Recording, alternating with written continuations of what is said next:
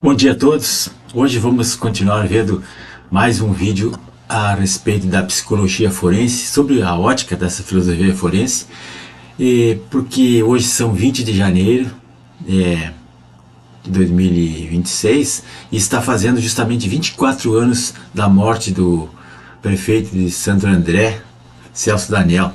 Ele foi assassinado em 20 de janeiro de 2002. Então trata-se de uma análise complexa, dividida em várias vertentes. Vamos analisar três.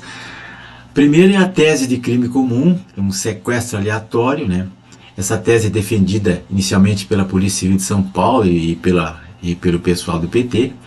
A outra tese seria um crime político de execução encomendada, que era defendida pelo Ministério Público e pelos familiares do próprio Celso Daniel.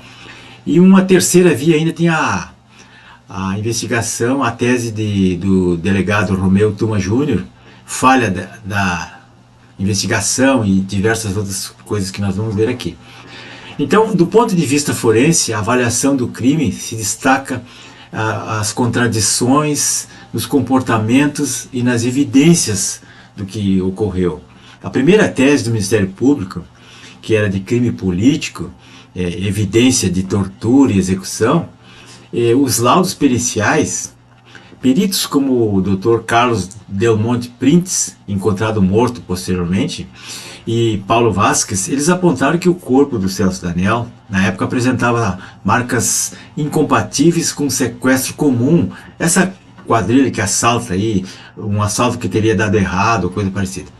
A cronologia das lesões que ele apresentava, a perícia indicou uma sequência de violências: lesão no ouvido, queimaduras com cano de arma, tiros no rosto e na boca e, por fim, disparos fatais no tórax e no abdômen da vítima, sugerindo uma execução lenta e tortura para obter informações. Ele levou, ali no corpo tinha 8 tiros, mas outros falam em 11 disparos. Enfim, o perfil dos agressores, pela barbárie e pelo método que eles usaram, tiros a queima-roupa, tortura, são comportamentos frequentemente associados a crimes encomendados, seja por motivos passionais, ódio, muito ódio, queima de arquivo, e não são compatíveis com sequestro com objetivo de resgate financeiro. Esses sequestros por dinheiro rápido, assim como eles fazem, sequestro relâmpago, não é.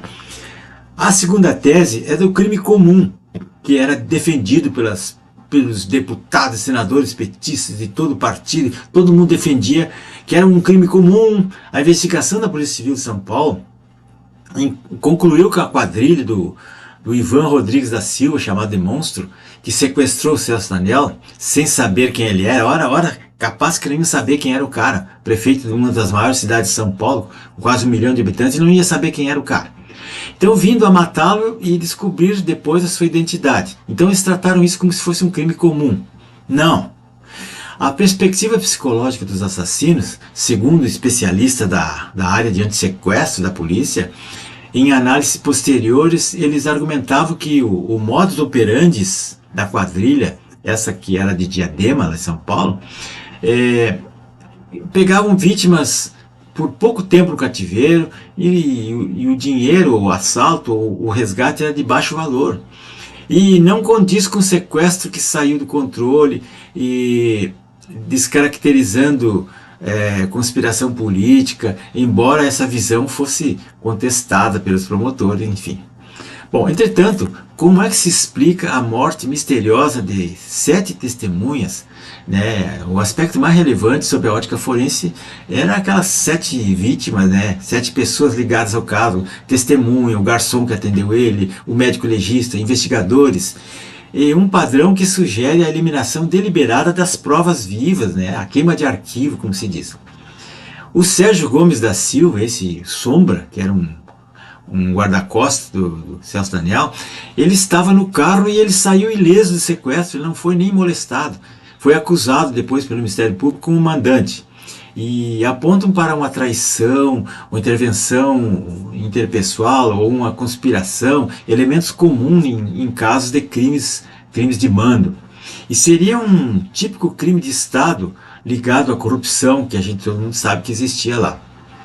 E a terceira tese do delegado Romeu Tuma Júnior, na verdade são várias teses que ele apresenta no livro, esse livro que eu vou deixar na descrição para vocês, Assassinato de Reputações, um Crime de Estado, eu vou deixar na descrição aqui, que é um livro, embora não seja especificamente sobre esse caso, tem um capítulo que se dedica à investigação do fato do crime do Celso Daniel. Então, entre as teses dele, ele aborda assim que, por exemplo, não existe crime perfeito, existe crime mal investigado. E depois ele fala nas trocas de delegados, botaram gente do PT para investigar. Depois ele alegou, com experiência que ele tem de criminologia, que os mortos falam, o cadáver fala, o cadáver estava numa posição como se estivesse sendo torturado, com as mãos no rosto e tal. O próprio Estado se torna um agente criminoso quando ele passa a ter poder demais. Aquela história do Solzhenitsyn lá na União Soviética, que ele descrevia que o Estado tinha um poder de vida e morte sobre os cidadãos, então aí era mais fácil abafar qualquer coisa e fazer qualquer crime. Então, por conclusão, embora a polícia tenha encerrado o caso como se fosse um crime comum, isso há 24 anos, os vestígios físicos de tortura, o alto número de mortes de testemunhas e pessoas ligadas ao caso e o contexto de corrupção tremendo na prefeitura de Santo André na época, e sob análise psicológica forense, o perfil dos criminosos indica um crime organizado, encomendado, uma queima de arquivo, e em vez de uma fatalidade aleatória como eles querem que seja. Então é uma coisa assim que chama muita atenção essa situação, e parece que agora seria 1000 vezes pior, porque na época eles não tinham um Estado absolutamente aparelhado, justiça, polícia, tudo. Agora seria, nem haveria inquérito para começar. Para vocês terem uma ideia. Então, pessoal, aí está na capa, a morte de Celso Daniel na ótica da psicologia forense. É um assunto longo, vou deixar 2 livros na descrição e um filme para vocês verem. E tá aqui os livros, não? Celso Daniel, Política, Corrupção, Morte no Coração do PT. Esse é um livro do jornalista Silvio Navarro, um dos melhores livros sobre o assunto. Depois o livro do delegado Romeu Tuma Júnior, esse aqui são 2 volumes. Esse primeiro volume é o que interessa, porque é o que fala exatamente do crime, a circunstância do crime e as pessoas diretamente envolvidas. É uma coisa assim, bizarro, né? Mas a gente tem que acompanhar isso para poder entender. Então, meus amigos, vou deixar na descrição um filme, esses 2 livros aqui, para as pessoas se aprofundarem no assunto. Peço que sigam-me no canal Dextravox, é muito importante isso, porque nós estamos analisando isso sob o ponto de vista científico, não é achismo, né? É ciência, né, pessoal? É psicologia criminal, é psicologia forense. Vamos ver a coisa do lado certo, porque agora não dá para analisar seguindo provas ou seguindo os políticos fazendo videozinho. Não, isso aí não adianta nada. O que está acontecendo é que nós estamos com a faca no pescoço. Bom dia a todos.